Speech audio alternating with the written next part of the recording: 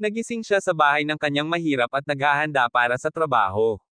Sa kanyang paglalakad patungo sa kanyang trabaho sinimulan niyang bilangin kung magkano ang kanyang kinita pagkatapos na ibenta ang isa sa kanyang mga bato ang kanyang kanang mata ang isa sa kanyang mga alahas na sanggol.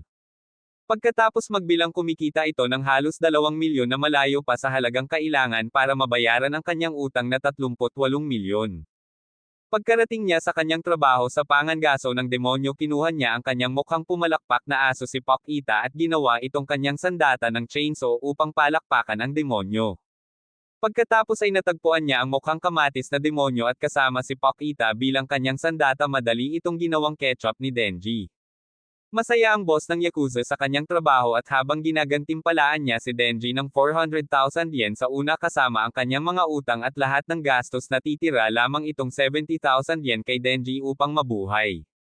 Nagsimula siyang magbilang para sa kanyang mga singil sa tubig at kuryente at napagtanto na wala lamang siyang 2,000 yen para mabuhay sa loob ng isang buwan kaya sinabi niya kay Pakita na magkakaroon sila ng isang slice ng tinapay para sa hapunan. Samantala ang boss ng Yakuza ay tinanong ng kanyang kasambahay kung bakit nila ginagamit ang mga serbisyo ni Denji at sinabi sa kanya ng boss na ito ay dahil sa tulala na ama ni Denji na namatay na iniwan sa kanya ang kanyang utang sa Yakuza. Idinagdag niya na ang mga profesional na mangangaso ng demonyo ay hindi handang ibenta ang bangkay ng Diablo ngunit handa si Denji na gawin ang anumang hilingin sa kanya. Sa sandaling iyon ang kababata ay nagmamaneho sa tabi ni Denji at nag-aalok sa kanya ng 100 yen para kainin niya ang kanyang sigarilyo at masaya itong ginawa ni Denji para makakain siya ng tinapay sa loob ng 3 araw. Gayunpaman pagkaalis ng sasakyan iniluwa niya ito at umuwi dala ang dagdag na 100. Pagkatapos ay nagpaalam siya kay Pakita tungkol sa kanyang kalunos-lunos na buhay na hindi kayang bumili ng kahit isang garapon ng jam para sa kanyang tinapay at nagnanais na balang araw ay makakuha siya ng isang batang babae na kikiliti sa kanyang one-ball pickle. Naaalala niya noong namatay ang kanyang ama matapos magbigti sinabihan ng Yakuza si Denji na bayaran sila ng 700,000 sa susunod na araw kung hindi ay tadteren nila siya at ipakain sa mga aso. Noon lang nakilala ni Denji si Pakita isang chainsaw devil na noon ay gustong hiwain si Denji at sinabihan ito ni Denji na gawin ito dahil wala na siyang gana pang mabuhay. Gayunpaman napansin ni Denji na dumudugo si Pakita at napagtanto kung gaano sila kalapit sa kamatayan sinabihan ito ni Denji na kagatin siya at inumin ang kanyang dugo upang mabuhay si Pakita. Kinagat nito ang kamay ni Denji at sinabi niya sa maliit na Diablo na sa tulong na ito kailangan nilang tulungan ang isa't isa tulad ng gusto ni Denji na mabuhay. Mula noon si Denji kasama si Pakita bilang kanyang sandata ay inialok ang kanyang sarili sa Yakuza upang maging kanilang mangangaso ng demonyo. Ngayon sinabi ni Denji kay Pakita na nais niyang managinip tungkol sa mga jam ng tinapay at matamis na pisngi upang pumalakpak sa kanyang pagtulog ngunit bigla siyang umubo ng dugo at sinabi kay Pakita na ang kanyang ina ay namatay dahil sa sakit sa puso na may parehong mga sintomas. Sa sandaling iyon ang Yakuza ay kumatok sa kanyang pintuan na sinasabi sa kanya na kailangan nila si Denji upang pumatay ng isa pang demonyo. Dinala nila siya sa isang abandonadong pabrika at habang tinanong ni Denji ang kanyang amo tungkol sa Diablo na kailangan niyang patayin naghinala ang amo at sinabihan si Denji na hindi na nila siya kailangan. Biglang nasaksak siya sa likod ng isang zombie at ibinunyag ng boss na ibinente ng Yakuza ang kanyang sarili para sa mga kapangyarihan ng demonyo ngunit sa halip na makuha ito lahat sila ay naging mga alipin ng zombie para sa Diablo ng zombie. Inutusan nito ang mga miyembro ngayon na zombie na Yakuza na putulin si Denji ang mangangaso ng demonyo at itapon siya sa basurahan.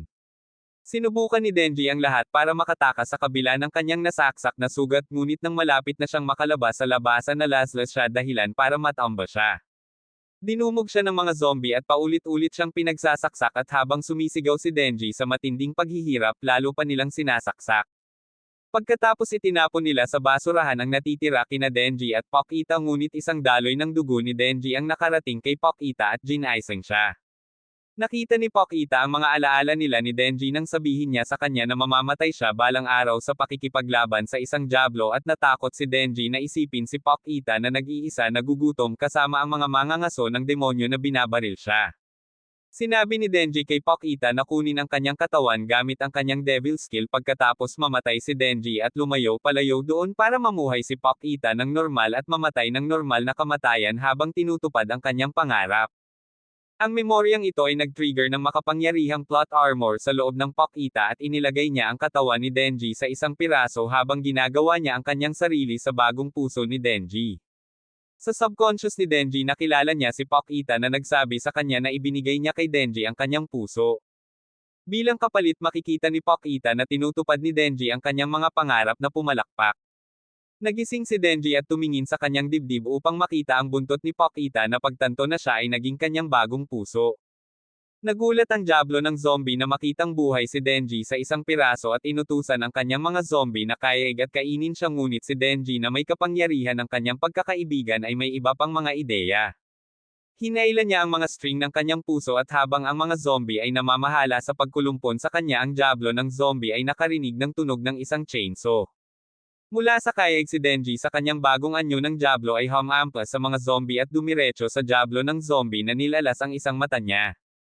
Kinakain ng Diablo si Denji sa harap mismo ng mga zombie at habang sinusubukan ng kayaig ng zombie na pigilin si Denji, lahat sila ay nilalaslas niya na parang mainit na kutsilyo sa mantikilya. Sa pagkakaroon ng sapat, diretsong tumakbo si Denji patungo sa zombie devil, dinaraanan ang mga zombie at sa kabila ng pinakamahusay na pagtatangka ng halimaw na gawang maabot ni Denji ang zombie devil at hiniwa ito sa kalahati. Lumingalinga si Denji sa paligid upang makitang hindi na bumalik sa dati ang mga miyembro ng Yakuza, ngunit sa halip na malungkot gumaan ang pakiramdam niya ngayon, hindi na niya kailangang bayaran ang kanyang mga utang, kaya sinimulan niyang laslasin at hiwain ang bawat zombie sa paligid niya hanggang dumating ang umaga. Pagkatapos ay dumating ang dalawang kotse at tatlong mangangaso ng demonyo ang pumasok sa loob ng pabrika na pagtanto lamang nahuli na sila para patayin ang demonyong zombie. Napansin nilang lumapit sa kanya si Denji at ang kanilang pinunong pula ang buhok, sinabing hindi siya amoy tao o demonyo. Tulad ng isang tunay na Sigma Simp, nakiusap si Denji sa kanya na itulak ang kanyang mga melon sa kanya at bigyan siya ng yakap, at kapag niyakap siya nito nawala ang anyo ng demonyo ni Denji at bumalik sa kanyang normal na anyo. Ipinakilala ng batang babae ang kanyang sarili bilang isang mangangaso ng Diablo at habang inaaliw siya, nag-aalok siya kay Denji ng dalawang pagpipilian kung saan ay ang sumisid ng kakilakilabot sa pamamagitan ng kanyang mga kamay tulad ng isang Diablo o mamuhay bilang isang tao sa kanyang pag-aari tulad ng isang alagang hayop. Tulad ng isang tunay na lalaki, tinanggap ni Denji ang kanyang alok at nangakong balang araw ay tatahol at dilaan ang kanyang mga paa na parang aso basta't pakainin siya nito. Pagkatapos ay dinala niya siya sa kanyang kotse at sa loob sinabi niya sa kanya na mula ngayon siya na ang magiging may-ari niya at si Denji ay magiging katulad ng kanyang aso. Iniisip ni Denji sa kanyang sarili kung gaano siya kalupit at kung gaano siya kalungkot na napunta siya sa isa pang masamang amo, ngunit pagkatapos ay nagsimulang kumulo ang kanyang tiyan at dahil doon sinabi niya sa kanya na sila ay titigil upang kumuha ng pagkain sa rest area. Sinabi sa kanya ni Denji na wala siyang pera, ngunit sinabi niya sa kanya na maaari niyang piliin ang anumang gusto niya dahil babayaran niya ito. Pagkatapos ay binigay niya sa kanya ang kanyang blazer at natutuwa si Denji na makita ang isang taong hindi naiinis sa kanyang amoy o hitsura. Pagkarating nila sa rest area, masayang umorder si Denji ng pagkain, ngunit bigla itong bumagsak sa kanya dahil sa pagkawala ng dugo nito at sinimulan siyang singgutin ng agresibo. Tinanong niya ito kung ano ang nangyari sa kanya at sinabi niya sa kanya na iniligtas siya ng kanyang alagang demonyo sa pamamagitan ng pagpapalit sa kanyang puso.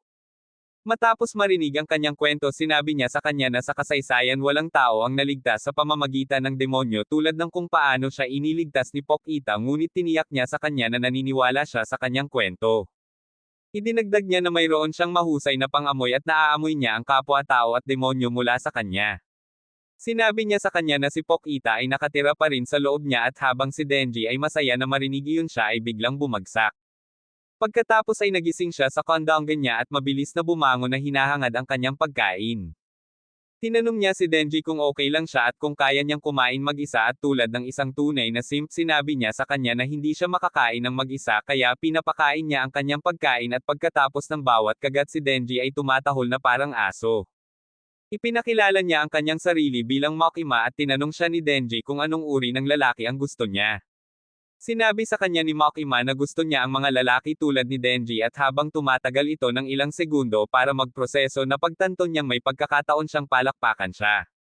Pagkatapos dinala ni Makima si Denji sa punong tanggapan ng Devil Hunter, ngunit habang ipinapakita niya ito sa paligid, si Denji ay abala sa pag-iisip kung gaano niya kagusto ang i-jiggle ang kanyang mga pitchel at napagtanto na magagawa niya iyon kapag nakatrabaho niya ito ng sapat upang mapalapit sa kanya. Pagkatapos ay binigyan niya siya ng uniforme na isusuot at ipinakilala siya sa isang kapwa mangangaso ng demonyo, si Aki, na gaganap bilang senior ni Denji para sa patrolling duty. Nagulat si Denji nang marinig na hindi niya gagawin ang matamis na pisngi ni Makima at nang hilahin siya ni Aki, tumanggi itong sumama sa kanya. Gayunpaman, nilapitan siya ni Makima at tiniyak kay Denji na magtutulungan sila kung gagawin niya ng maayos. Pagkatapos ay nagpatrolya si Denji kasama si Aki at habang patuloy niyang tinatanong si Aki kung may baby daddy si Makima, dinala siya ni Aki sa isang lugar na tahimik at sinimulan siyang bugbugin dahil sa pagiging simple.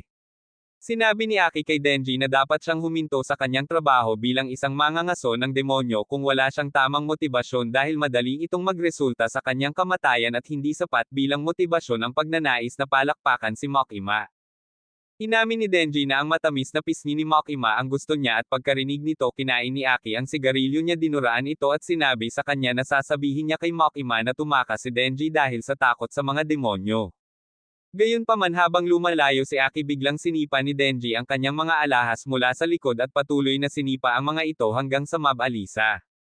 Sinabi ni Denji kay Aki na pagkatapos ng magandang pakikitungo sa kanya ni Makima, wala siyang pakialam na mamatay sa trabahong ito basta't ipagpatuloy niya ang bagong buhay na kakatapos lang niya.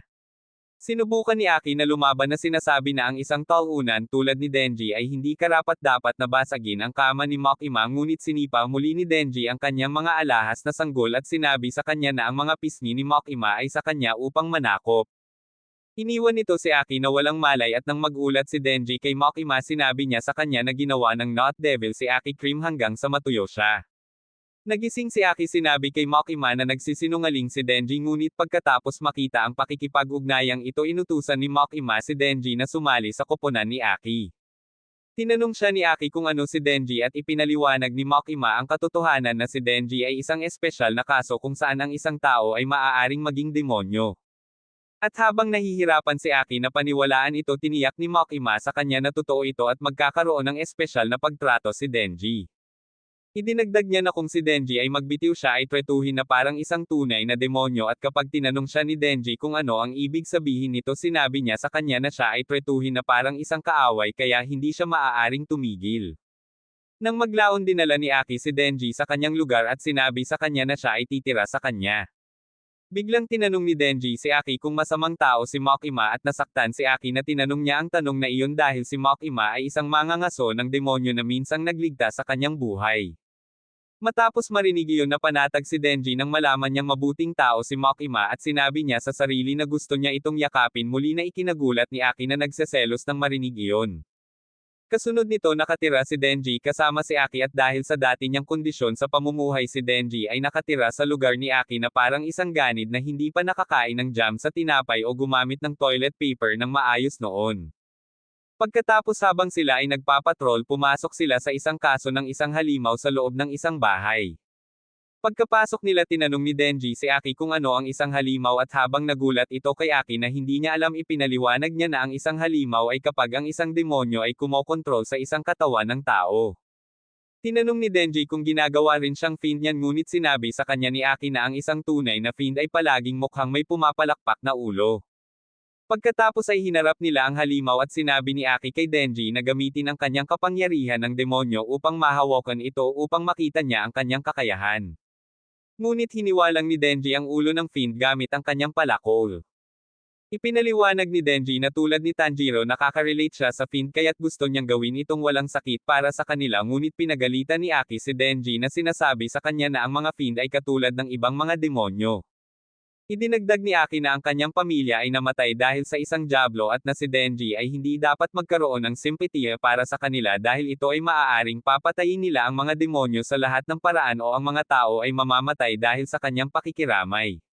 Sinabi ni Denji kay Aki na habang masasama ang mga demonyo, gusto niyang maging buong fairy tale at kaibiganin sila dahil hindi pa siya nagkaroon ng mga kaibigan noon at nabigo si Aki nang marinig iyon. Iniwan siya ni Aki at sinimulan ni Denji na kolektahin ang mga Playboy magazine ng patay na fiend para sa kanyang pananaliksik. Naalala ni Denji ang itinanong sa kanya ni Pokita at napagtanto niya na habang nakamit niya ang kanyang pangarap na mamuhay ng magandang buhay kung saan may available na pagkain at kinakausap siya ng isang batang babae tulad ni Makima, iniisip pa rin niya na may kulang sa kanya. Nagsimula siyang mag-isip ng mas malalim kaysa kay Aristotle at dumating sa conclusion na ang nawawala sa kanyang buhay ay kailangan niyang mag-jiggle ng ilang mga pitchel at sa kung paano siya ngayon ay may trabaho ang mga melon at pisngi ni Makima ay hindi na maabot. Kaya't ginawa ni Denji ang kanyang layunin na balang araw ay ailatag si Makima sa kanyang makapangyarihang tubo. Pagkatapos ipinaalam sa kanya ni Makima na ipapares niya si Denji sa isang bagong kapareha at habang pinag-uusapan siya nito pumasok ang bagong partner ni Denji, isang halimaw na nagngangalang Power. Nagtataka si Denji kung pinahihintulutan ang mga fiend na makipagtulungan sa mga mangangaso ng demonyo, ngunit pagkatapos makita ang kanyang matambok malugod na kinuha ni Denji si Power bilang kanyang bagong partner sa patrol.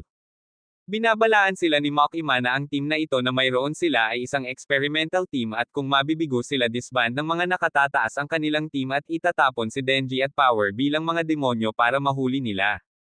Pagkatapos ay nagpatrolya sila kung saan naglalakad sila sa bubong dahil sa paglabas ng sungay ni Power, ngunit pagkaraan ng ilang minuto hinampas ni Power ang ulo ni Denji na sinabihan itong mabilis na hanapin siya ng demonyong papatayin dahil hindi na siya makapaghintay na labanan sila. Samantala tulad ng isang tunay na simp mas nakatutok si Denji sa paghahanap ng paraan upang i-juggle ang mga pitchel ni Power, ngunit sa kanilang paglalakad nakasalubong nila ang mga sibilyang mangangaso ng demonyo. Sa payo ni Makima ipinakita ni Denji sa kanila ang kanyang ID at sinabi sa kanila na sila ay mula sa espesyal na dibisyon na nag-udyok sa mga mangangaso ng demonyo na pabayaan silang mag-isa. Pagkalipas ng ilang oras nabigo silang makahanap ng anumang mga demonyo at ipinaliwanag ni Power na ito ay dahil ang mga demonyo ay natatakot sa kanya na bago naging isang demonyo ay dating isang demonyo na kinatatakutan ng lahat. Naalala ni Denji kung paano sinabi ni Makima na si Aki ang nagsama sa kanila at mabilis na napagtanto na niloko siya ni Aki sa pamamagitan ng pagpapare sa kanya ng Power. Biglang naamoy ni Power ang dugo at tumakbo patungo sa isang sea cucumber devil at nang hindi lumalaktaw tumalon siya ginamit ang kanyang kapangyarihan sa pagmamanipula ng dugo upang lumikha ng martilyo at sinisira ang Diablo sa isang hit. Pagkatapos sinalubong sila ni Makima sa lokasyon at pinagalitan sila dahil sa pakikisangkot sa isang Diablo na inaalagaan na ng mga sibilyang mangangaso ng demonyo. Pinagalitan niya si Power dahil hindi niya makontrol ang kanyang pasensya bilang dugong demonyo at sinabi sa kanya na maaaring hindi siya angkop na maging isang mangangaso ng demonyo.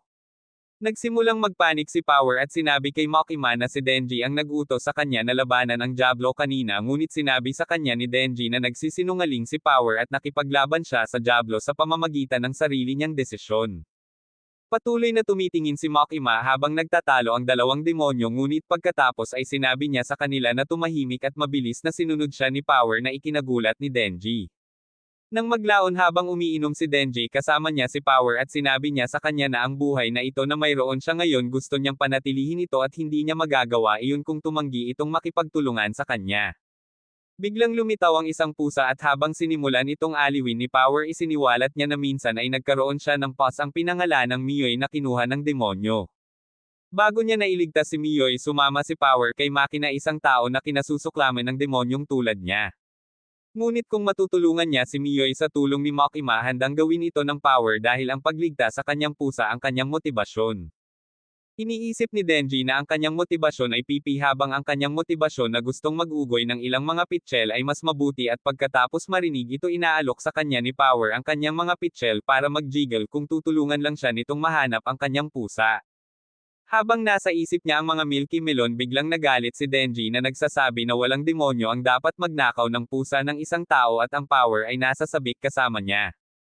Pagkatapos kumuha sila ng pahintulot mula sa mga mangangaso ng demonyo na payagan ang Power na gumala ng malaya at nang tanungin ipinaliwanag niya na ito ay dahil may tendensya siyang gustong kumagat ng adobo ng mga tao.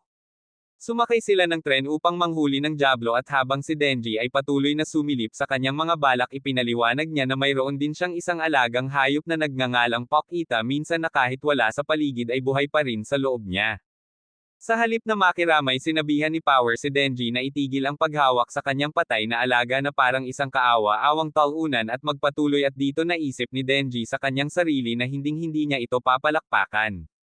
Samantala nag-uulat si Makima sa mga nakatataas na gustong malaman ang tungkol sa kanyang koponan at iniulat niya na ang kanyang mga bagong miyembro sina Denji at Power ay sapat na kawili-wili upang magamit upang labanan ang mga demonyo sa hinaharap.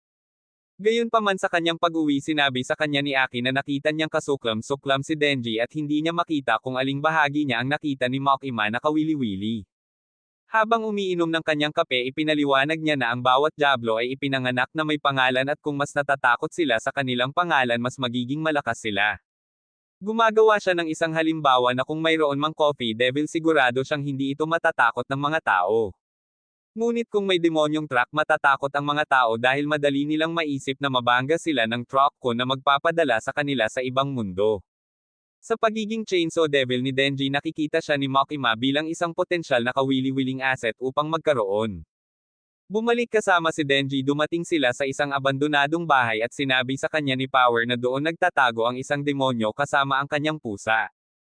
Habang papalapit sila dito may napagtanto si Denji at tinanong niya si Power kung bakit siya lalapit sa bahay dahil alam niyang gagamitin ng Diablo ang kanyang pusa bilang hostage kung siya ay kasali. Napagtanto ni Power na nadulas siya at biglang pinalo ni Power ang ulo ni Denji pinatumba siya sinabi kung gaano kadaling lokohin siya gamit ang kanyang mga pitchel. Pagkatapos ay kinaladkad siya ng kapangyarihan sa loob ng bahay at doon iniharap niya si Denji bilang pagkain para sa Bat Devil. Itinaas niya si Denji at ipinakita sa kanya ang naputol na braso ng Diablo dahil sa mga tao at sinabi niya kay Denji na kakainin niya ang kanyang dugo upang buhayin ito. Ang Bat Devil ay pinipiga si Denji na parang orange juice at iniinom ang kanyang dugo ngunit mabilis na kinain si Denji dahil sa kasuklam-suklam na lasa ng kanyang dugo.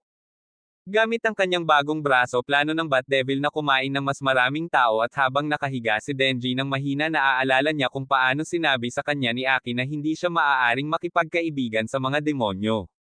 Tinitingnan siya ni Power at kinukutya dahil sa pagiging isang hanggal na tao na naniniwala sa kanyang kwento. Pagkatapos sa lungsod pinapanood ng Bat Devil ang mga tao doon at habang ang mga matatanda ay nakakadiri gusto niyang lumunin ang mga bata bilang pampaganya.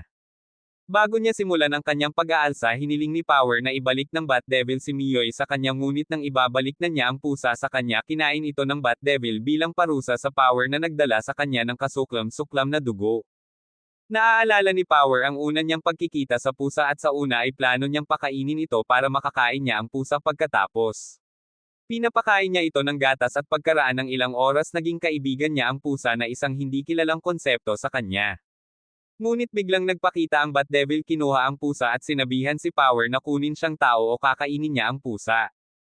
Ngayon pagkatapos makitang kumain si Miyoy tumingin si Power kay Denji at sinabi sa kanya na sa wakas ay alam na niya ang naramdaman niya nang mawala si Pakita. Ang Bat Devil pagkatapos ay kumakain din ng Power at nagsimulang mag-tweak dahil sa kung gaano kasuklam-suklam ang kanyang lasa ngunit habang binibigyan siya nito ng enerhiya lumipad ang Bat Devil sa lungsod upang makbang sa masasarap na tao.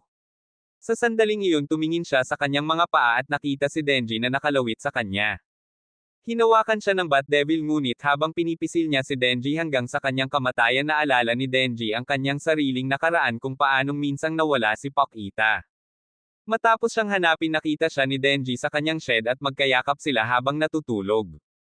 Sa sandaling iyon maaaring makiramay si Denji sa naramdaman ni Power nang mawala ang kanyang pusa at hinailan ni Denji ang kanyang string at naging isang Chainsaw Devil.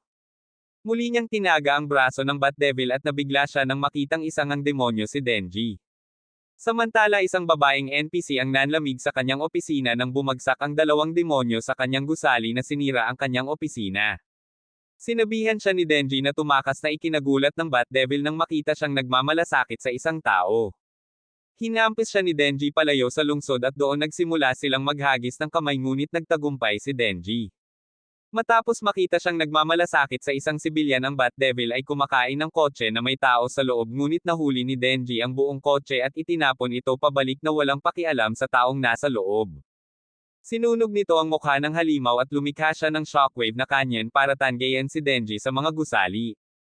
Gaya ng inaakala niyang nanalo siya kumuha siya ng ibang tao para makakain para gumaling siya ngunit muling bumangon si Denji tumangging tumayo. Ipinahayag ni Denji na tadterin niya ang bituka ng Bat Devil lahat para sa kapakanan ng pag-ugoy ng mga pitchel ng Power. Habang nagsimulang magpanik ang Bat-Devil dahil sa takot sinimulan siyang laslasin ni Denji at binuksan ang bituka ng Bat-Devil para palayain ang Power bago siya lumapag at nag-pose na parang isang cool na superhero. Sa kanyang panaginip naalala ni Power kung paano siya kumakain ng dugo ng mga hayop para mabuhay mula sa mga ibon hanggang sa mga baka hanggang sa mga oso ngunit kasama ang kanyang pusa sa kanyang tabi tumanggi siyang kainin ang kanyang sariling pusa. Pagkatapos ng alisin ng Bat-Devil ang pusa tumakbo siya sa lungsod naghahanap ng taong ihahain sa Bat-Devil ngunit nalilito siya kung bakit handa niyang gawin ang lahat ng ito para lamang sa isang pusa. Napagtanto niya ang isang bagay at nahulog sa kalsada ngunit kapag tiningnan niya ang kanyang dumudugong kamay napagtanto niya kung bakit mahal niya ang kanyang pusa at ito ay dahil ang pusa ay may mainit na dugo na umaaliw sa kanya kaya kung bakit mahal niya ang kanyang pusa. Nagising si Power kay Denji na nagligtas sa kanya at nang tanungin siya nito kung bakit siya niligtas sinenyasan ni Denji na gusto niyang laruin ang kanyang mga puding na sa tingin niya ay isang hanggal na dahilan. Gayunpaman nang mailigtas ni Denji ang kanyang pusa sinabi sa kanya ni Power na maaari niyang i-jiggle ang kanyang mga pitchel at sumisigaw si Denji bilang pagdiriwang. Pero biglang naputol ang kamay niya.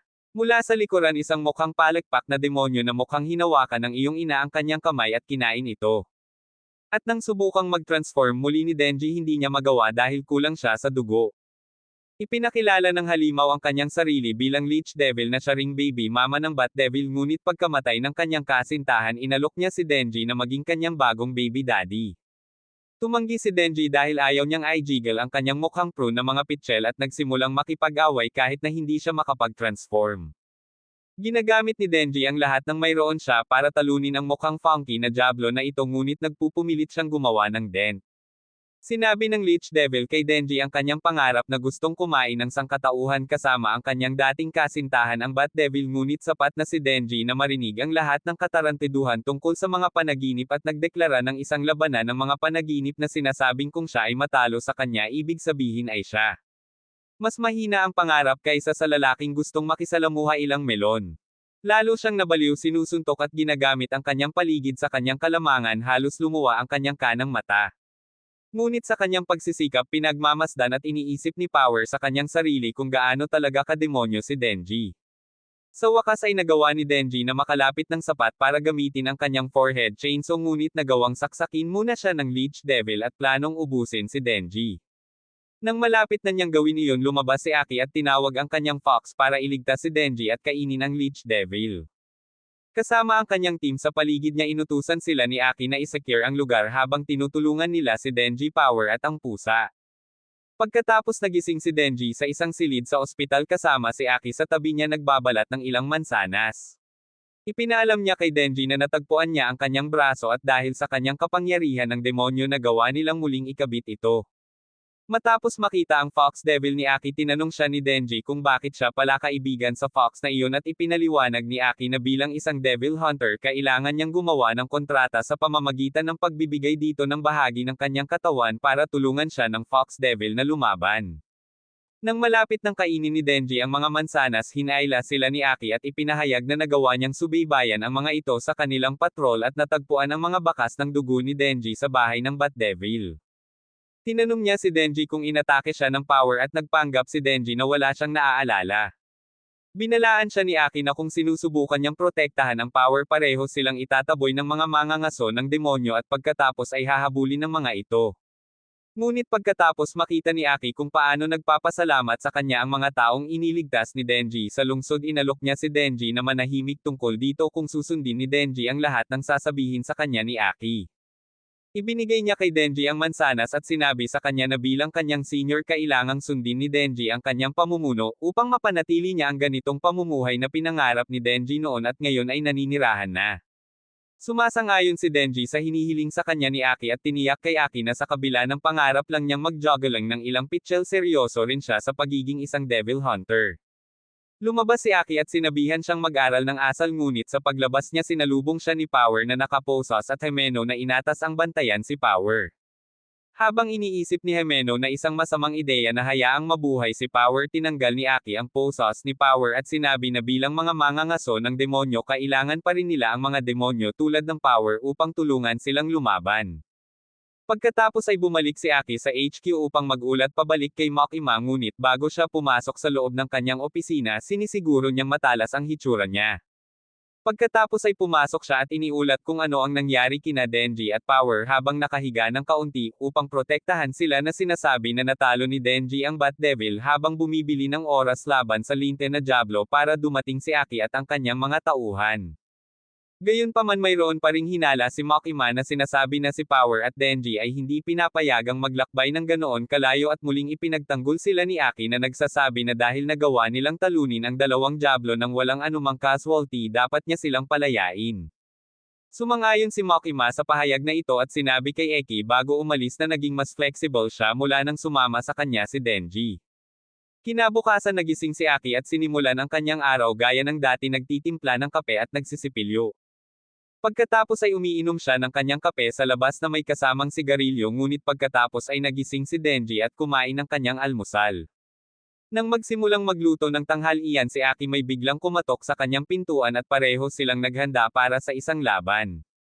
Gayunpaman ito ay lumabas na si Power na naghahanap upang lumipat at nang tawagan ni Aki si Makima tinanong siya kung bakit siya pumasok kasama ang dalawang idiot sinabi sa kanya ni Makima na nagtitiwala siya sa kanya upang maaligan ang dalawang Diablo. Tiniyak sa kanya ni Makima na nangako si Power na kumilos ngunit hindi tulad ng sinabi niya kay Makima ang Power ay kumikilos ng mapanghimagsik sa pamamagitan ng paghahagis ng pagkain sa paligid pagtanggi sa pag-flush at kahit na tumatangging maligo na ikinadismaya ni Aki at Denji. Nang gabing iyon habang nililinis ni Denji ang inidoro na ginamit ni Power pumasok si Power at sinenyasan na oras na para bayaran niya ang kanyang utang at hayaan si Denji na magpingpong ng kanyang pudings. Nagsimulang magsabunutan si Denji habang nakaupo si Power sa banyo naghihintay na kumilos si Denji. Sinimulan niya itong panunokso ngunit sinabi kay Denji na 3 pisil lang ang kaya niyang ibigay sa kanya na ikinatutuwang gawin ni Denji. Napapikit si Power naghihintay kay Mr. Skitchy ngunit nang pumisil si Denji nag-iingay si Power. Gayunpaman ang ilang mga padeng ay nahuhulog mula sa kanyang kamisete na nagpapakita ng kanyang aktwal na laki. Ngayon na wala ang mga pad ang Power ay ganap na na-nerf.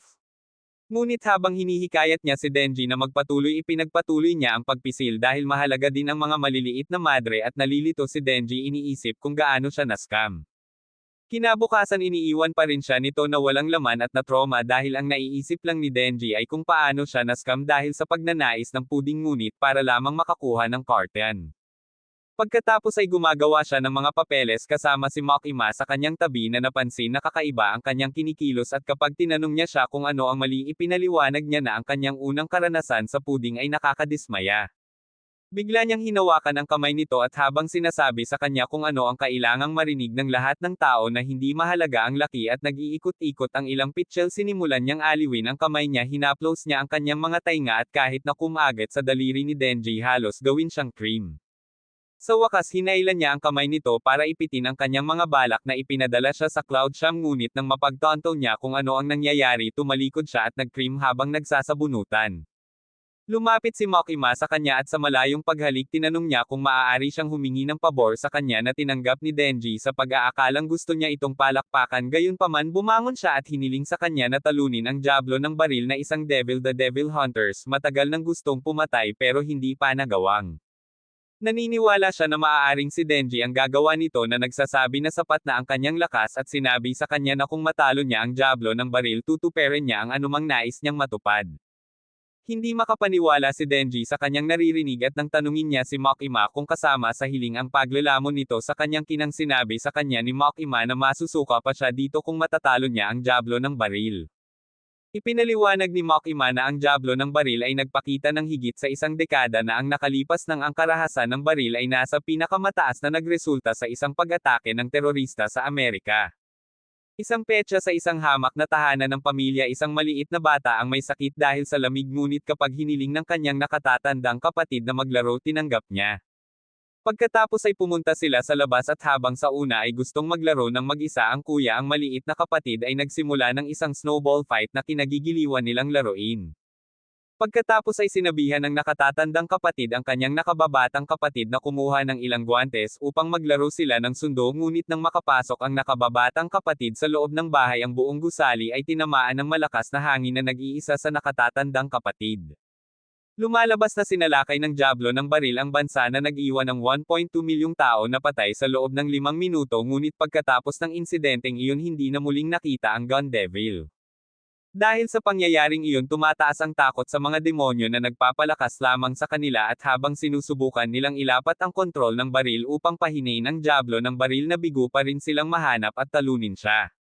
Habang iniisip ni Denji na malakas ang Gun Devil naniniwala siya na ang kanyang plot armor ay sapat na makapal upang tulungan siyang talunin ang Gun Devil. Upang subaybayan ang Gun Devil inilabas ni Makima ang isang malita na puno ng mga piraso mula sa Gun Devil at kapag hinugot niya ang isa dumikit ito pabalik sa iba. Ipinaliwanag ni Makima na kung ang isang Diablo ay kumain ng isa sa kanila sila ay lalakas at kung sila ay makahanap ng sapat na mga bala sila ay magdadala sa kanila sa baril Diablo. Samantala si Aki at Himeno ay nakahanap ng isa pang bala sa loob ng isang Whale Devil at dahil dito wala nang ibang nais si Aki kundi ipaghiganti ang pagkamatay ng kanyang nakababatang kapatid at kanyang mga magulang mula sa nakaraan. Pagkaraan ng mga araw gamit ang bala nakita nila ang isang demonyo na tumupok sa isa sa kanila at ipinadala ni Makima si Aki at ang kanyang koponan upang hawakan ang sitwasyon.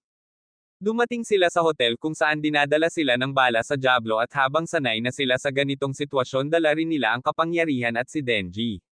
Sinabihan sila ni Aki na magkaroon ng mga asal at kapag sinubukan nilang tanggihan ang kanyang utos binigyan niya sila ng mga candy na mabilis na napatigil. Isa sa mga miyembro ni Aki tinanong ni Arai si Aki kung ligtas bang isama ang mga mababang buhay na talunan tulad ni na Power at Denji at sinabi sa kanya ni Aki na dahil pareho silang mga demonyo gagawin nila ang punto ng misyon na ito at papatayin kung pipiliin nila ipagkanulo ang koponan. Biglang may magandang ideya si Himeno at nag-aalok sa sino mang makatalo sa target ay makakatanggap ng isang halik sa pisngi mula sa kanya.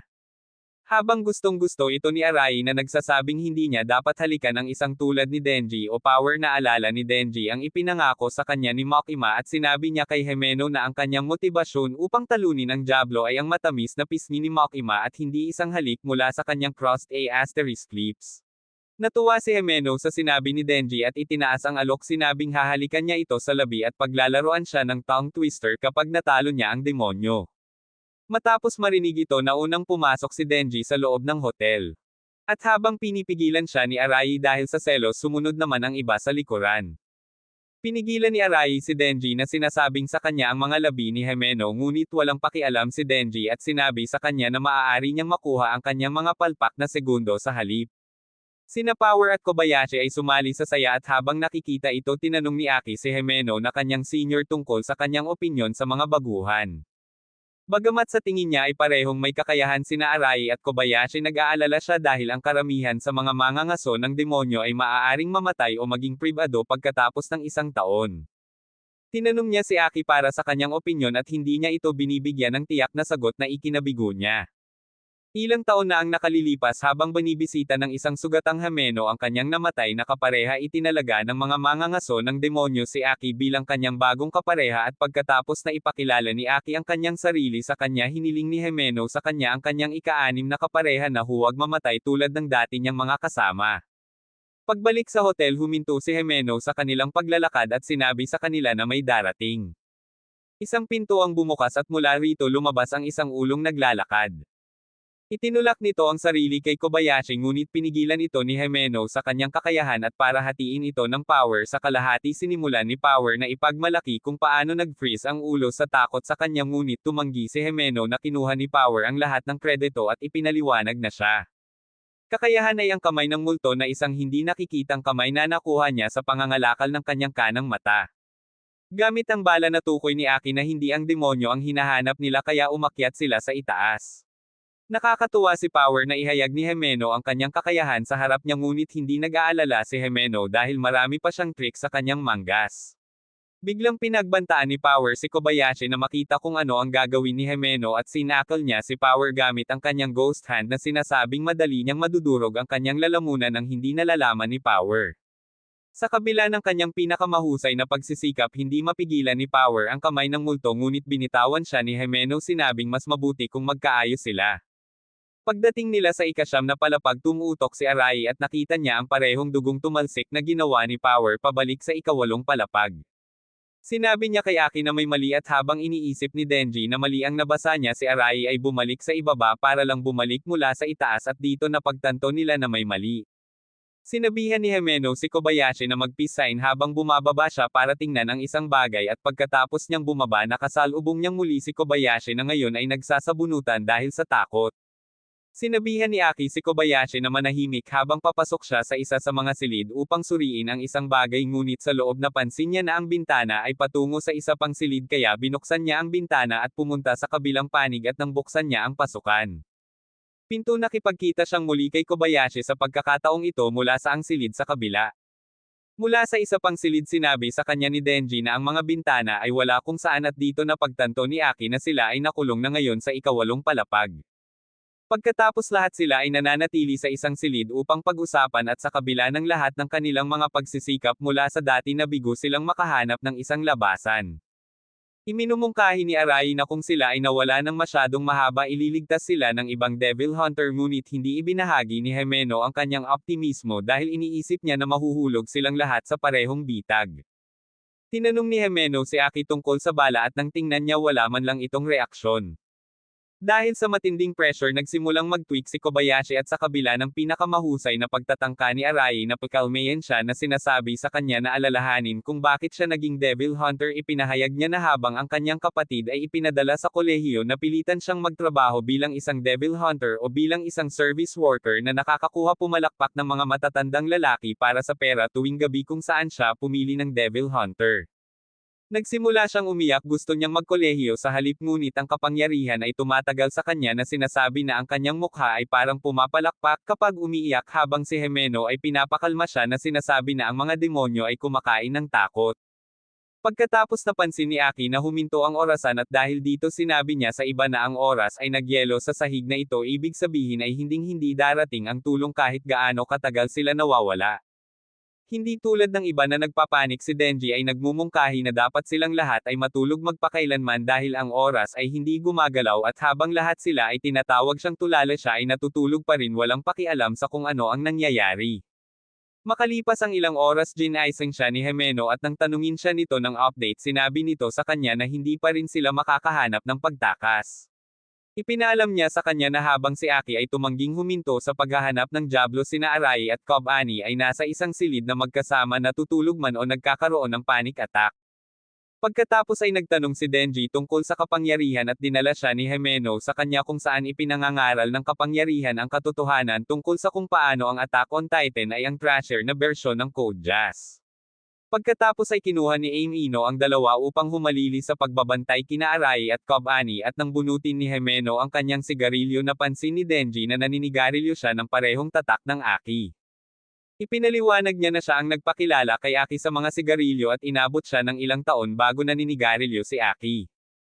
Inalok niya sa kanya ang kanyang mga sigarilyo ngunit tumanggi itong gawin iyon dahil ayaw niyang mamatay ng maaga. Sinabi niya sa kanya na panghawakan niya ang kanyang salita at kalaunan ay sinampal si Himeno ng isang random na babae. Nang tanungin ni Aki kung sino iyon, ipinaliwanag ni Himeno na ang taong iyon ay asawa ng kanyang kinakasama na namatay. Tiniyak ni Ino kay Aki na lagi itong nangyayari sa tuwing namamatay ang kanyang kapareha, ngunit tumanggi si Aki na kunin ang kawalang galang na ito at hinahabol ang babae. Makalipas ang ilang minuto ay bumalik siya at nang tanungin ni Himeno kung ano ang ginawa niya, isiniwalat ni Aki na nilagyan niya ng isang piraso ng gum sa kanyang damit bilang isang insulto at sinabi kay Himeno na hindi siya dapat tretuhin ng ganoon. Nagsimulang tumawa si Ino dahil sa kaligayahan ng makitang may nagtanggol sa kanya at kalaunan ay isinama niya si Aki sa hapunan. Sinabihan niya itong muli na manigarilyo kasama niya at kapag tumanggi siya na kumbinsi niya ito na dahil magtatrabaho sila ng mahabang panahon mas mabuting subukan niya man lang ang paninigarilyo. Kinuha niya ang kanyang alok at ipinahayag na ito lamang ang oras na siya ay manigarilyo, ngunit sa kasalukuyan siya ay naging regular na naninigarilyo at hiniling niya kay Himeno na bigyan siya ng kanyang sigarilyo. Inilagay niya ang isa sa kanyang bibig at habang iniisip ni Denji na hindi patas na makakuha siya ng hindi direktang halik mula sa kanya, sinabihan siya ni Aki na tumahimik. Pagkatapos ay ipinaalam niya sa kanila na ang Head Devil Power Slate ay bumalik at ngayon ay mas malaki na. Nagmamadali silang lumabas at hinarap ang ulong demonyo na ngayon ay kamukha ni Plato. Nag-aalok siya ng kontrata para kay Aki at sa grupo na palalayain niya sila at bilang kapalit makakain niya si Denji patay o buhay. Matapos marinig ang alok ng kontrata lumabas si Kebeni sa silid na may hawak na kutsilyo at habang nanginginig siya sa takot hiniling niya na isuko ni Denji ang kanyang sarili. Si Kebeni ay naniningil kay Denji ngunit parehong inihatid sa kanya ni Aki at Himeno ang two-piece fried chicken combo para patumbahin siya at iligtas si Denji. Iminumungkahi ni Amino na gamitin ni Aki ang kanyang Fox Devil para kainin ang ulong Diablo ngunit nang subukan ni Aki na gawin ito ang Fox Devil ay hindi nagpakita dahil sila ay nahiwalay sa panlabas na mundo. Pagkatapos ay ginamit ni Amino ang kanyang kamay ng multo at nagsimulang lumabag sa ulo ng demonyo ngunit sa bawat pagtama na ginagawa ni Amino ang ulo ng demonyo ay lumalaki lamang sa laki. Sinabi sa kanila ng halimaw na sila ay nakulong sa loob ng kanyang tiyan kung saan wala siyang kahinaan at sinabi sa kanila na ang tanging paraan ay sa pamamagitan ng pagtanggap sa kanyang alok sa kontrata. Iniisip ni Denji na malamang na magsisinungaling pa rin ang Diablo ngunit tiniyak ni Amino sa kanya na kapag nag-alok ng kontrata ang isang Diablo kailangang tuparin ito ng magkabilang panig kung hindi ay mamamatay sila. Si Arai ay lumabas sa kanyang silid at nagmumungkahi na dapat nilang isakripisyo si Denji na sinasabing mabubuhay sila kung tatanggapin nila ang alok ng kontrata. Tinanggihan ni Aki ang kanyang mungkahi tumanggi na makinabang ang Diablo sa pamamagitan ng pagsasakripisyo kay Denji. Pagkatapos ay umupo sila sa pasilyo at iminumungkahi ni Aki na kung hindi sila makahanap ng paraan mula doon gagamitin niya ang kanyang espada. Sinabi sa kanya ni Himeno na hindi niya ito magagamit at habang sinusubukang itulak ni Denji si Aki na gamitin ang kanyang espada sinabi sa kanya ni Himeno na hindi at mas mabuting mamatay muna si Denji bago gamitin ni Aki ang kanyang espada. Samantala nalaman ni Arai na bigla silang naubusan ng pagkain at nang tumingin siya kay Power nakita niya itong ngumunguya ng walang pakialam. Biglang sumulpot si Kebeni na may hawak na kutsilyo at sinabi kay Arai na si Power ang nasa likod nito. Habang sinusubukan ni Arai na ipagtanggol ang kapangyarihan nagsimulang mag-tweak si Kebeni inaakusahan si Arai ng pagtatanggol sa kapangyarihan at naging alipin ng mga demonyo. Naging agresibo siya gamit ang kanyang kutsilyo dahilan para matakot si Arai at mapasigaw ng malakas. Narinig ng halimaw ang sigaw at lumaki. Sinimulan nitong habulin si Aki at ang grupo na nagsasabi na ang kanilang takot ay nagpapakain sa kanya at na siya ang Eternity Devil ang siyang papatay sa Chainsaw Devil. Biglang tumagilid ang buong palapag at habang iniimbitahan ng Eternity Devil si Denji na pumasok sa kanyang bibig kapwa nakiusap sina Himeno at Arai kay Aki na isakripisyo si Denji para sa kanilang kaligtasan. Nagpasya si Aki na gamitin ang kanyang espada ngunit pinigilan siya ni Himeno gamit ang kanyang kamay ng multo at humingi ng paumanhin kay Denji dahil si Aki na gamit ang espada ay magpapakamatay sa kanyang sarili. Tumanggi siyang itapon ni Aki ang kanyang buhay at nagpasyang isakripisyo si Denji. Biglang nagpakita si Arai upang pigilan si Denji at mula sa likuran sinunggaban ni Kebeni ng kutsilyo si Denji ngunit bago siya kumonekta hinaronggan siya ni Aki at nasaksak ang sarili. Nagulat ang lahat lalo na si Himeno na pumipigil kay Aki at sinabi niya sa kanila na habang si Denji ay tulala kailangan niya si Denji para sa wakas ay maihiganti ni Aki ang pagkamatay ng kanyang pamilya laban sa Gone Devil ngunit alam niya na hindi niya magagawa ito nang wala tulong ni Denji. Matapos marinig iyon inutusan ni Denji ang Power na gamitin ang kanyang kakayahan sa Blood Devil para iligtas si Aki at nagpasya siyang isakripisyo ang sarili. Bago siya tumalon pababa tiningnan ni Denji ang nanginginig na Himeno at sinabi sa kanya na kung papatayin niya ang Eternity Devil na ito inaasahan pa rin niyang tutuperin niya ang kanyang pangako at makipaglaro sa kanya ng tongue twister. Plano ni Denji na gamitin ang kanyang chainsaw na sinasabi na sa ilang kadahilanan ng Eternity Devil ay natatakot sa kanyang mga chainsaw. Iniisip niya na kung nagawa niyang magdulot ng labis na sakit sa Diablo gugustuhin niyang ipalakpak ang sarili niyang buhay sa matinding sakit na idinulot sa kanya ni Denji. Sinabi ni Denji kay Aki na pagkatapos niyang iligtas siya ayaw niyang magkaroon ng utang kay Aki kaya nag-transform si Denji at sumisid sa bibig ng Eternity Devil. Mula sa bibig ng halimaw ay lumabas si Denji sa kanyang chainsaw na devil form na nagsimulang maglaslas na tinatakot ang iba na hindi pa nakikita si Denji sa kanyang devil form dati. Nagawa ng halimaw na tanggalin ang braso ni Denji ngunit sa kabila ng sakit patuloy na inaatake ni Denji ang Eternity Devil.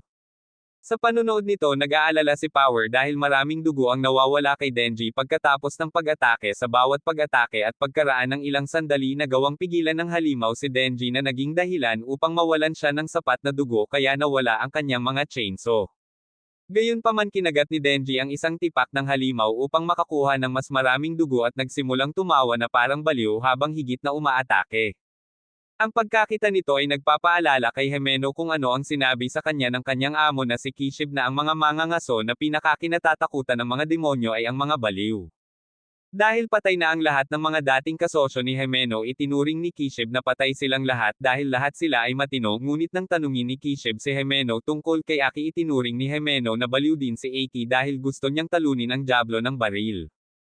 Katulad ni Aki, karamihan sa mga mangangaso kasama na si Himeno ay gustong talunin ang Gun Devil, ngunit sinabi ni Kishib kay Himeno na turuan si Aki ng maayos dahil hindi katulad ng iba, si Aki ay baliw na gustong talagang labanan ang Gun Devil. Gayunpaman, matapos makitang namatay ang lahat ng kanyang mga kasosyo, ayaw ni Himeno na maharap si Aki sa parehong kapalaran, kaya sinubukan niya itong anyayahan na maging isang pribadong mangangaso ng demonyo at sa halip ay kalimutan ang tungkol sa Diablo ng baril, ngunit tumanggi si Aki sa gusto niya. Walang iba kundi ang ulo ng Diablo ng baril sa kanyang mesa. Alam ni Himeno na kung lalabanan ni Aki ang Diablo ng baril, matatalo siya dahil sa hindi niya pagiging baliw, ngunit ngayon matapos makitang pinatay ni Denji ang walang hanggang Diablo, naisip ni Himeno sa kanyang sarili na sa wakas ay natagpuan na niya ang demonyong mangangaso na baliw at sapat na malakas upang kayang talunin ang Diablo ng baril. Sa pagbagsak ni Denji sa labanan, ginamit ni Himeno ang kanyang kamay ng multo upang hilahin muli ang kanyang pingga para magising siya at nagsimulang tumawa si Denji na sinasabi kung paano niya maiinom ang lahat ng dugo sa paligid niya at magpatuloy, at ito ay nakakatakot sa Eternity Devil. Pagkaraan ng 3 araw, habang ang iba ay nagugutom, humiga si Himeno sa tabi ni Aki at sinabi sa kanya na tapos na ang labanan nang sumuko ang walang hanggang Diablo at nagmakaawa kay Denji na patayin ang kanyang puso pagkatapos ng lahat ng sakit na kanyang tiniis, na masaya namang ginawa ni Denji. Pagkatapos nagawa nilang makatakas sa hotel at habang masaya si Denji na nakakuha siya ng bala ng Diablo mula sa kanyang panalo, bumagsak siya pagkatapos ng 3 araw na labanan, ngunit nahuli ni Himeno ang kanyang pagkahulog. Habang nakasakay si Denji, sinabihan niya sina Kibeni at Rei na bumalik sa opisina para magulat habang dadalhin nila ni Power sina Denji at Aki sa ospital. Pagkaraan ng mga araw pagkatapos pumatay ng isa pang demonyo, sinabi ni Himeno kay Eki na dapat silang magkaroon ng isang welcoming party para sa mga baguhan, at nang tanungin ni Aki kung bakit, ipinaliwanag ni Himeno na maaaring humingi ng paumanhin sina Kibeni at Rei kay Denji dahil sa kagustuhang isakripisyo siya at pigilan sila sa pagtigil. Pumayag si Aki sa kanyang mungkahi na may kondisyon na kailangan nilang simulan ang party ngayong linggo dahil gusto niyang imbitahan si Makima na aalis na para maghanap ng mga reinforcement para makapagdagdag siya ng proteksyon para kay Denji na tina-target ng mga demonyo. Ipinahayag ni Himeno ang kanyang pag-uusisa kung bakit ganoon na lamang ang interes ni Makima kay Denji at sinabing dahil sa kanya madalas na namamalagi si Makima sa lungsod. Iminungkahi niya na dapat nilang lasingin si Makima upang maibuhos niya ang tsaa, at pagkaraan ng mga araw habang sila ay nagsasagawa ng kanilang party, wala pa si Makima dahil mahuhuli na siya. Pagkaraan ay dumating si Kibeni at nang magsimula siyang kumain, ipinahayag niya ang kanyang kagalakan sa kung gaano kasarap ang pagkain dahil hindi siya nakakain ng ganito kasarap kapag ang lahat ng kanyang sahod ay ibinalik sa kanyang patay na mga magulang. Samantala si Power ay abala sa paglamon sa bawat pagkain, ayaw magbahagi habang si Denji ay mas nakatutok kay Himeno. Tinanong niya siya tungkol sa halik at sinabi sa kanya ni Himeno na hahalikan niya ito kapag medyo tipsier na siya para iligtas ang sarili sa kahihiyan. Iminumungkahi nila na ipakilala ng mga baguhan ang kanilang mga sarili, at habang ang mga baguhan ni Aki ay nagpapakilala ng kanilang mga sarili ng walang mga isyo, nagtanong sila sa isang kapwa mangangaso ng demonyo tungkol sa kinaroroonan ng kanyang mga baguhan. Ipinaalam niya sa kanila na ang kanyang mga baguhan ay namatay kamakailan, at pagkatapos marinig ito, kapwa si Kibeni at Arai ay mas natakot. Samantala si Himeno ay lasing na at matapos makita ang kanyang malandi na ugali, nakita ni Denji ang kanyang pagkakataon para sa isang halik. Patuloy siyang nakatingin sa mga labi nito, ngunit biglang sumulpot si Makima na ikinagulat ng lahat na hindi pa siya nakikita. Habang nakaupo siya, tinanong niya si Denji kung may hinahalikan ba talaga siya, habang gusto ni Himeno na kainin niya ang dila niya dahilan para matarante si Denji, hindi alam ang isasagot. Sa ayaw na malaman ni Makima na gusto niyang halikan si Himeno, binago ni Denji ang paksa at ipinagmalaki kay Makima kung paano niya nakuha ang isa sa mga bala ng Diablo ng baril. Humanga si Makima sa ginawa ni Denji at nakita kung paano nila pinag-uusapan si Denji. Sinamantala ni Aki ang kanyang pagkakataon at tinanong si Makima kung bakit si Denji ay tina-target ng mas maraming Diablo na may kaugnayan sa baril. Sa halip na sumagot, inubos ni Makima ang kanyang serbesa at sinabi kay Aki na ibubunyag niya ang dahilan kung siya ay matatalo sa pag-inom. Tinanggap ni Aki ang kanyang hamon at habang sumasali si Himeno sa hamon, pareho silang natalo kay Makima na umiinom ng alak na parang isda. Biglang hinalikan ni Himeno si Denji habang nanunood si Makima at habang ninanamnam ni Denji ang sensasyon ng plain tongue twister na halos mag-cream siya, biglang sumuka si Himeno sa kanyang bibig na gusto mong maranasan. Habang ngumunguya si Denji ng puke, ipinaalala nito sa kanya ang oras na nakita nila ni Pakita ang ilang daga na kumakain ng puke ng isang lasing, ngunit sa pagkakataong ito si Denji ang daga. Tinulungan siya ni Arai na may suka ito at sinabi kay Denji kung gaano siya kaswert na matikman ang barf ni Himeno, ngunit sa luha at trauma sinabi ni Denji kay Arai na siya ay isang tunay na degenerate. Pagkatapos, habang ang iba ay naghahanda na sa pag-uwi, napansin ni Makima na nawawala si Denji dahil sinamahan siya ni Himeno pauwi. Binuhat ni Himeno si Denji sa kanyang silid, halos madapa sa isang upuan, ngunit pinamamahalaang lamang niya itong ihiga sa kanyang kama. Habang lasing, hinubad niya ang kanyang sapatos at hinayaan siyang matulog. Habang papunta siya sa banyo, hinubad ang kanyang mga damit at shower para i-refresh ang sarili. Kumuha siya ng beer sa ref at uminom habang nakayuko para maiwasang mahulog. Biglang nagising si Denji, hindi alam kung nasaan siya at naghahanap ng tubig na maiinom. Si Himeno ay lasing na lumakad sa kanya, bitbit ang kanyang beer at ibinigay ito sa kanya gamit ang isang mouth-to-mouth technique.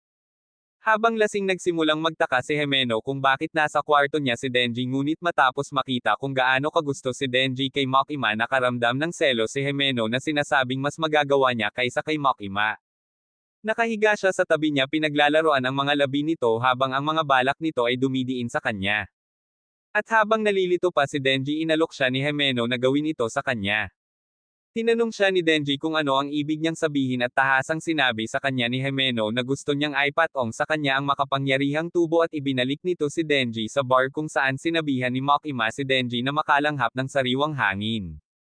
Sa labas, binibigyan niya ito ng gamot para maiuwi ito, ngunit ipinahayag ni Denji ang kanyang pakiramdam ng pagkabigo kung saan mula ngayon bawat halik na natatanggap niya ay magpapaalala sa kanya ng lasa ng puke. Matapos makita kung gaano kalungkot si Denji, inilagay ni Makima ang kanyang lollipop sa kanyang bibig upang manhid ang kanyang sakit at sinabi sa kanya na alalahanin ang kanyang hindi direktang halik na parang lollipop. Dahil dito, tinanggihan ni Denji ang alok ni Himeno na pumalakpak ng mga pisngi at natulog sa sahig. Sinabi sa sarili na ang tanging pisngi na gusto niya ay ang matamis na pisngi ni Makima. Kinaumagahan, ginaising siya ni Himeno at inalok siya ng almusal. Ibinunyag niya na siya ay na-blackout at wala nang maalala.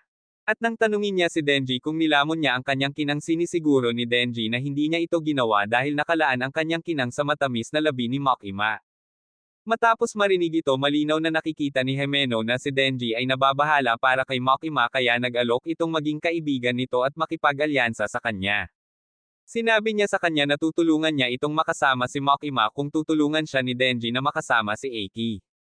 Masayang tinanggap ni Denji ang alok niya at sinabihan niya itong dalhin sina Aki at Power paminsan-minsan para sabay silang mag-almusal. Pero kahit marinig iyon, iniisip ni Denji kung sasali si Makima. Samantala, si Makima ay nasa tren papuntang Kyoto para makipagkita sa mga nakatataas sa Devil Hunter na talagang ayaw niyang makilala. Ngunit kapag ang tren ay pumasok sa isang tunnel, siya at ang kanyang katulong ay binaril ng mga umaatake na nag-iwan sa kanila ng dugo. Bumalik sa Tokyo habang si Aki at ang kanyang grupo ay kumakain ng magkasama, sina Kibeni at ang iba pa ay inaatake ng parehong mga umaatake na bumaril kay Makima. Samantala, nakaka-relax na kumakain si Denji at ang grupo nang mapansin ni Denji ang estranghero sa kanilang tapat na nag-iiyakan tungkol sa kung paano mas malakas si Saitama kaysa kay Goku. Ngunit pagkatapos ay inilipat niya ang kanyang atensyon kay Denji at ipinahayag na siya ang apo ng dating boss ng Yakuza ni Denji. Alam niya na si Denji ay tina-target ng Gun Devil, kaya ginamit niya ang kanyang Fourth Amendment at binaril si Denji sa ulo. Habang sinusubukan niyang barilin ang iba, umiwas sila at nagawang i-neutralize siya ni Power bago ipatawag ni Aki ang kanyang Fox Devil para kainin siya at sirain ang buong gusali. Ito ay nag-iiwan sa kanila na mahina at habang sinusuri ni Aki ang kanyang kapaligiran, sinabi sa kanya ng Fox Devil na ang kinakain niya ay hindi tao, mas isang demonyo. Hinihiwa ng estranghero ang Zoro sa kalahati at inihayag ang kanyang sarili bilang Katana Devil. Binunot ni Aki ang kanyang espada at sa kabila ng pinakamahusay na pagtatangka ng Diablo na gawa ni Aki na saksakin siya ng 3 beses at na-activate ang kanyang Cursed Devil, isang nilalang na ang tanging trabaho ay gumuho ng buhay ng isang tao na nabubuhay sa pamamagitan ng espada ni Aki at pinatay ang Katana Devil. Tumingin si Aki kay Power na nagpaalam sa kanya na kailangan ni Himeno ng doktor at tinitingnan niya ang baril ng lalaki at nalilito siya kung paano niya nakuha ang baril kapag ito ay pinagbawalan sa Japan. Biglang sumulpot ang isang batang babae at ipinahayag kung gaano siya humanga nang makita ang kakayahan ni Aki. Nilapitan niya ang bangkay ng Katana Devil at binuhay ito ng madali, ngunit sa pagkakataong ito pagkatapos maliitin si Aki pinalo ng Katana Devil si Aki nang walang pawis. Habang nakaluhod si Aki nilapitan siya ng Katana Devil upang tapusin siya at habang nanunood si Himeno sinubukan niyang gamitin ang kanyang Ghost Devil ngunit tinanggihan niya ang paghingi ng tulong ni Himeno dahil sa takot sa blonde na babae. Gayunpaman iniaalok ni Himeno sa Ghost Devil ang lahat ng mayroon siya para lamang mailigtas si Aki at pagkatapos tanggapin ng Ghost Devil siya ay naging 1,000 armadong halimaw na sa kabila ng pinakamahusay na pakikibaka ng Katana Devil ay nagawang i-neutralize siya ng ganap na hindi nakakapinsala. Mula sa kanyang pakikitungo si Himeno ay nawala ng bawat paa para lamang talunin ang Katana Devil, ngunit sa kanyang puso ay ginagawa niya ito para kay Aki upang kapag namatay siya sa wakas ay maramdaman niyang umiyak si Aki at ibuhos ang kanyang nararamdaman para sa kanya pagkatapos ng lahat ng ito. Gayunpaman ang Katana Devil ay nakiusap sa blonde na tulungan siya at ginamit niya ang sarili niyang Diablo at tinawag ang isang mas malaki na madaling kumakain ng Ghost Devil. Pagkatapos ay hinaila ng blonde pabalik ang ahas na tumalo sa Ghost Devil at nang tumingin si Aki kay Himeno na nagligtas sa kanya ang tanging nakikita niya ay ang kanyang damit at panakip sa mata dahil wala na siya. Habang naaayos ang alikabok sinabi ng Katana Devil sa blonde na tumakas ang kapangyarihan, ngunit habang hindi sila nanunood ang natitira sa Ghost Devil ni Himeno ay napupunta kay Denji at hinaila ang kanyang tali upang gisingin siya at ibahin siya sa Chainsaw Devil. Nang magising siya pinuntirya ni Denji ang Katana Devil at habang nilalabanan nila ang sagupaan sa pagitan ng Chainsaw laban sa talon ang Soatari ng blonde ay humihiling ng higit pang backup. Habang nagpapatuloy ang laban nagawa ni Denji na maging aggressor at itinulak si Katana pabalik, ngunit pagkatapos ay may mga goons na may mga baril na lumitaw upang tulungan ang Katana Devil at habang madaling natalo ni Denji ang mga ito ay nagiging mas mahirap para sa kanya na labanan ang Katana Devil.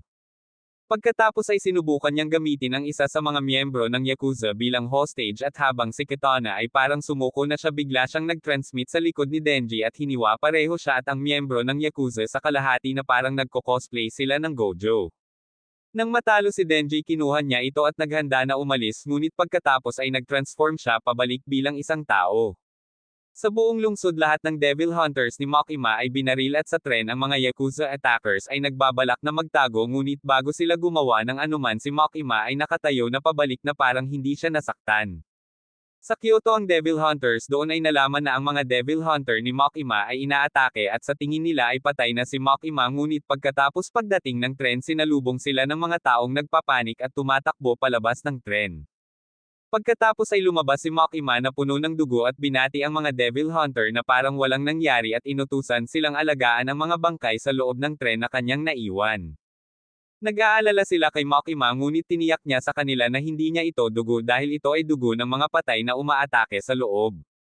Sa pag-atake sa Tokyo at sa problema ni Denji iminumungkahi ng Devil Hunters kay Makima na pumunta sila sa Tokyo at tulungan sila, ngunit sinabi sa kanila ni Makima na dahil napakalayo nito wala silang magagawa.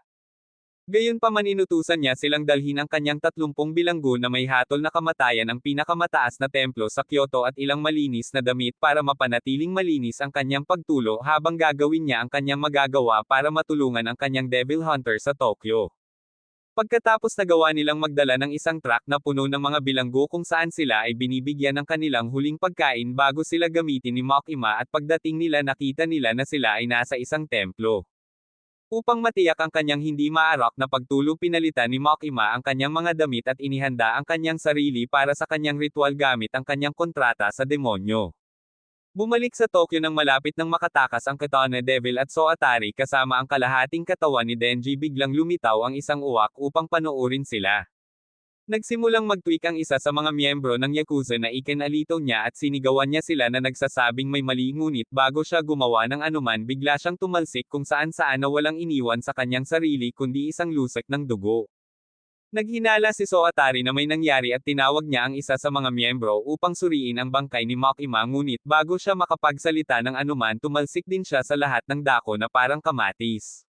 Sa templo ng Kyoto pinapila ni Makima ang mga bilanggo, lahat ay naka-blindfold kasama ang mga devil hunters na hindi pinapayagang makita o malaman kung anong uri ng kontrata ng demonyo ang taglay ni Makima. Lumapit si Makima sa isa sa mga nahatulan at sinabihan siyang sabihin ang pangalan ng isang miyembro ng Yakuza, at pagkatapos niyang sabihin ito ang miyembro ng Yakuza na binanggit ang pangalan ay nabalisa.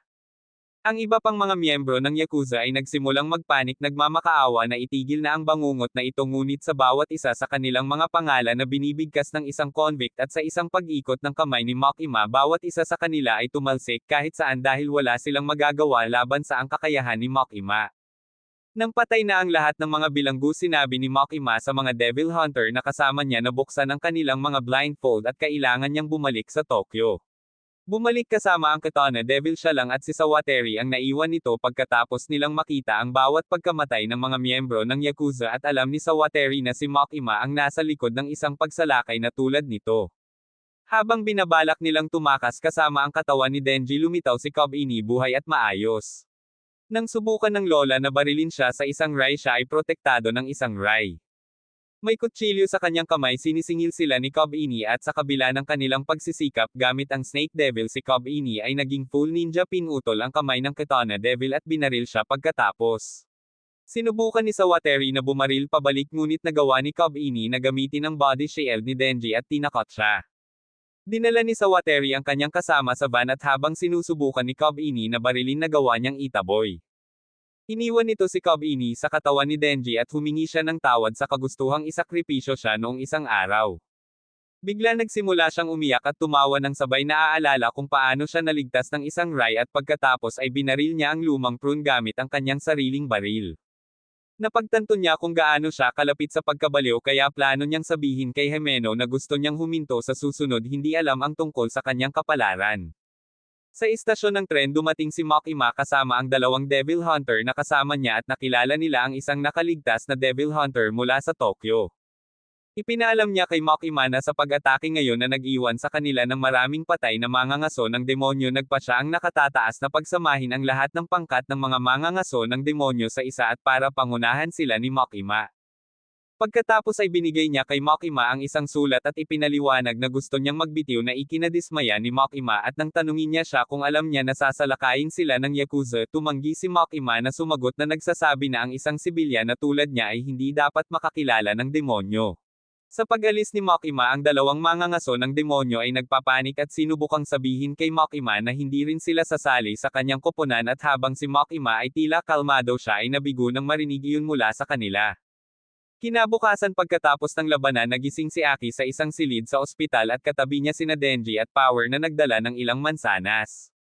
Sa susunod na sandali, habang kumakain si Denji ng ilan sa mga mansanas, hiniling ni Power na ibahagi niya ang mga ito sa kanya, ngunit sinabi sa kanya ni Denji na hindi niya ito makukuha dahil tumakbo siya sa panahon ng labanan at ito ay naging dahilan upang simulan nila ang pakikipaglaban para sa mga mansanas.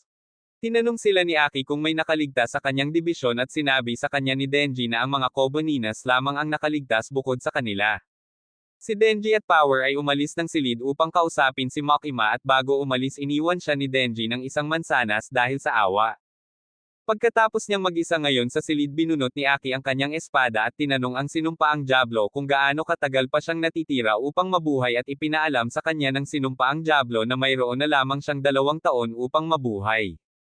Sa halip na mansanas, kinuha ni Aki ang sigarilyo sa tabi nito, ngunit bago niya ito sinindihan, naalala nito ang nangyari sa kanya noong tinulungan siya ni Himeno na magsindi ng sigarilyo. Nabitawan ni Aki ang kanyang sigarilyo at nagsimulang umiyak na pagtanto na nawala sa kanya ang babaeng tunay na nagmamahal sa kanya. Samantala naririnig siya ni Denji na umiiyak mula sa labas, at habang naiintindihan niya ang kanyang nararamdaman, nalilito siya kung bakit hindi siya nalulungkot pagkatapos ng kamatayan ni Himeno. Naalala ni Denji kung paano si Himeno ang kauna-unahang taong gustong maging kaibigan niya, at iniisip niya kung dahil sa kasuklam-suklam siyang tao kaya hindi siya umiyak. Pagkatapos ng malalim na pag-iisip, nag-conclude si Denji kung ang iba at si Makima ay namatay, malamang na hindi siya malulungkot, at ito ay nagpapaisip sa kanya kung ito ay dahil nawala na ang kanyang puso. Mabilis niyang binawi ang sarili at kinuha ang power upang salubungin si Makima, ngunit sa likod nila ang mga mangangaso ng demonyo mula sa Kyoto Heroes at Tendo ay dumating upang bisitahin si Aki at ipinaalam nila sa kanya na narito sila pagkatapos utusan sila ni Makima na tumulong sa coach ng bagong koponan ng ang dating team ni Aki Special Division 4.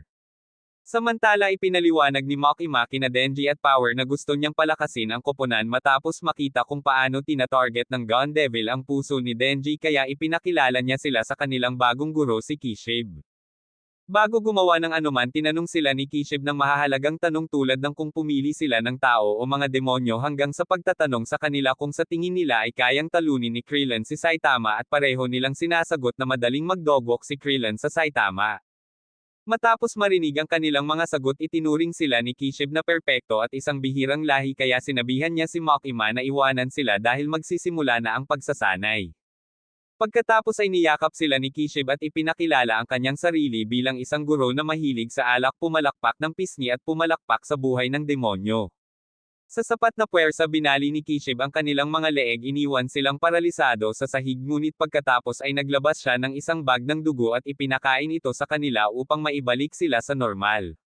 Sinabi niya sa kanila na habang ang kanilang biology ay ganap na tao, sapat na ang dugo upang maibalik sila sa buong kapangyarihan. Tinawag ni Kishib si Denji na mahinang scrub na patuloy na namumutla ang pisngi, ngunit dahil hinahabol siya ng Diablo ng baril, balak sila ni Kishib na sanayin. Ibinunyag niya na siya ang pinakamahusay na mangangaso ng demonyo ay hindi kailanman nagsanay ng mga demonyo. Ngunit pagkatapos malasing nakuha niya ang ideya na ang pinakamahusay na paraan upang sanayin sila ay sa pamamagitan ng pagpapalakas sa kanila upang talunin siya o hahabulin niya sila ng walang katapusan.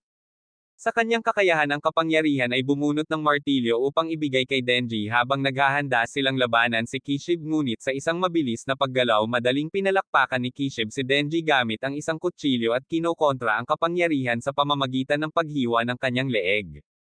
Matapos silang makitang duguan hanggang mamatay, itinuring ni Kishib na si Denji ay immortal at ang kapangyarihan ay halos immortal, ngunit dahil sila ay masyadong mahina sa harap niya, plano niyang gawing mas malakas sila kaysa kay Goku. Makalipas ang ilang oras pagkatapos ng hindi mabilang na pagkamatay, iniwan sila ni Kishib at sinabing pupunta siya sa kanilang bahay bukas para sa higit pang mga laban. Pagkaalis niya, biglang bumagsak si Denji at nagsimulang sabunutin ang utak niya na parang nakrak, kaya nagsimulang tumama ang kapangyarihan sa ulo niya para maibagay ang utak niya. Pagkatapos ay bumalik siya sa normal, at pagkatapos ng bilang ng mga pagkamatay na nararanasan nilang dalawa, ito ay nag-iiwan sa kanila ng trauma. Naglalakad sila pauwi at sa panahong iyon ay napagtanto nila kung gaano kahirap ang pangangaso sa kanila ni Kishi araw-araw hanggang sa matalo nila siya. Ngunit biglang may ideya ang kapangyarihan. Sinabi niya sa kanya na maaari nilang talunin si Kishib sa pamamagitan ng pagsasama-sama ng kanilang IQ para madaig siya, at nagbibigay ito sa kanilang dalawa ng pag-asa na sa wakas ay manalo sila. Kinaumagahan dumating si Kishib na lasing sa kanilang apartment upang simulan ang kanilang pagsasanay, ngunit parehong napuno ng kapangyarihan at Denji si Jimmy Neutron sa kanilang plano.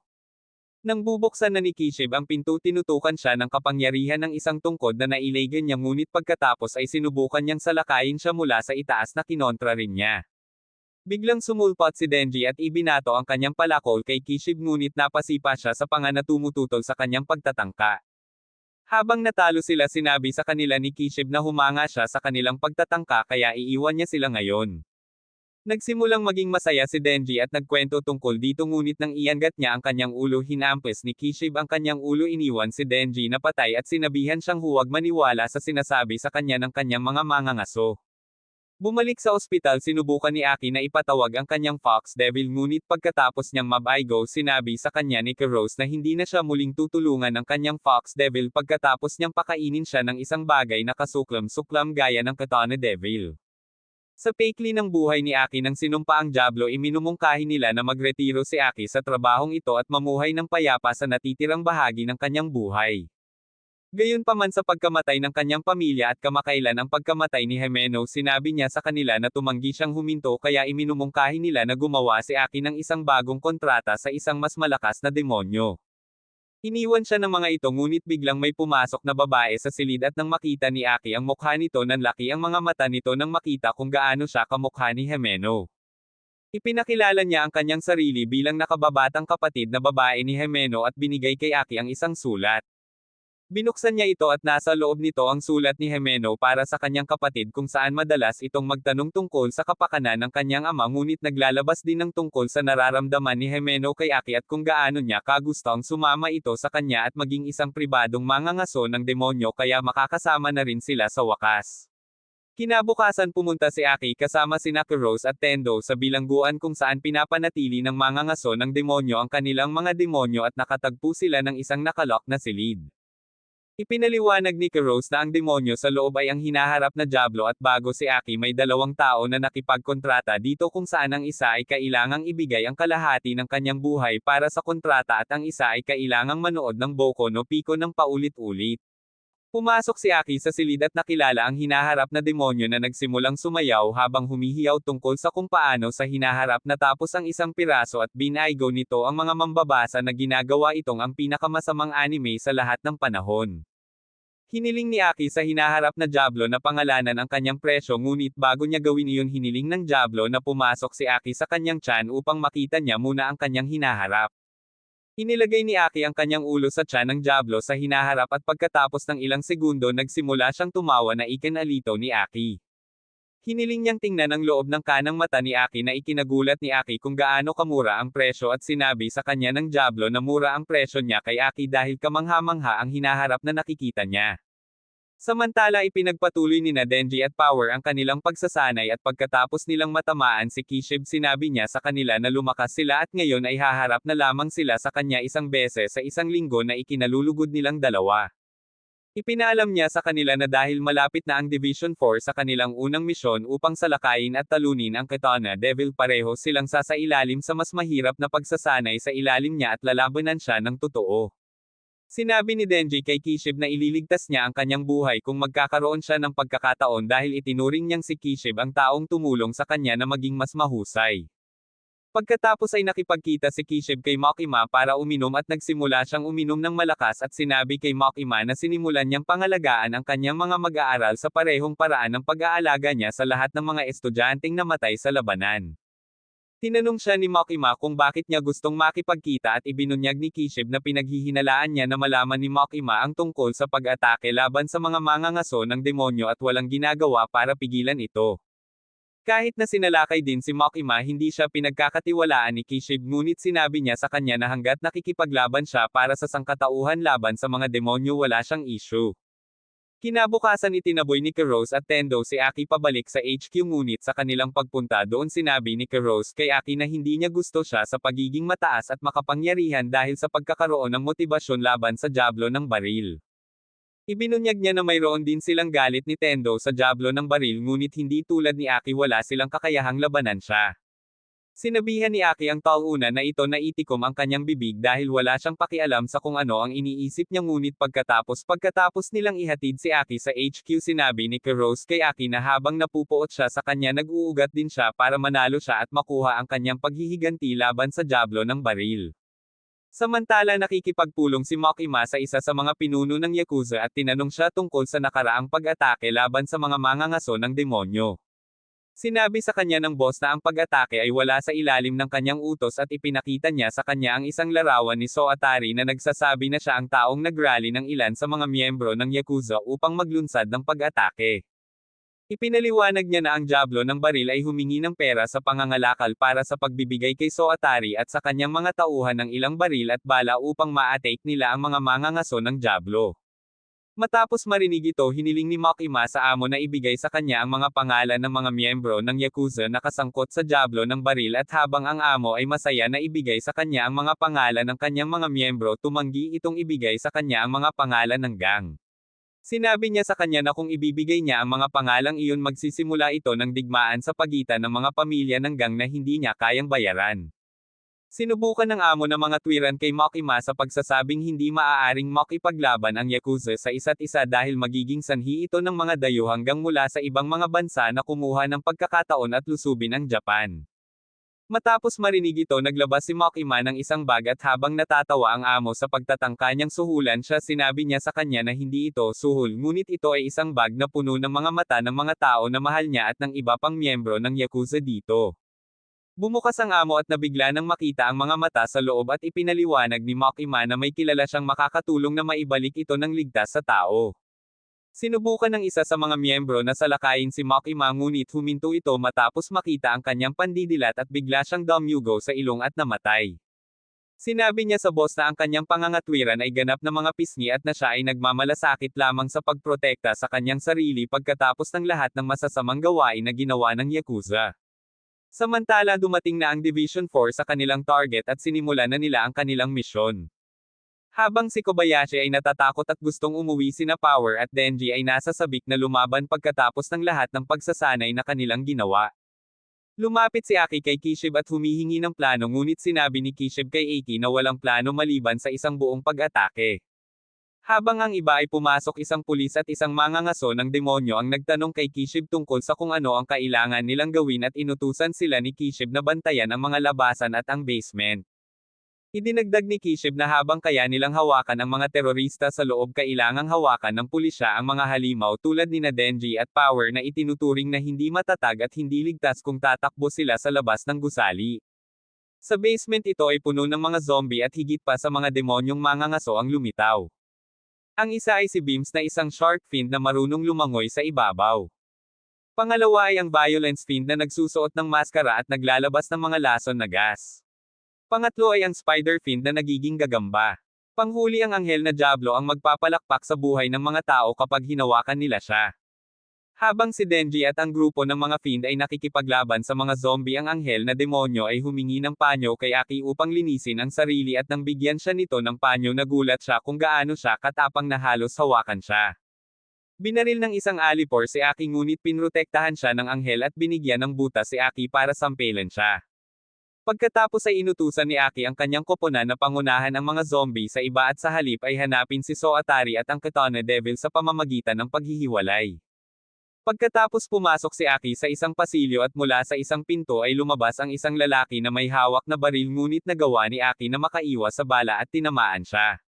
Mas maraming lalaki na may mga baril ang sumulpot at tinutukan si Aki ngunit bago nila nagawang hilahin ang gatilyo lahat sila ay biglang namatay at dito napagtanto ni Aki na tinutulungan din sila ni Makima mula sa malayo.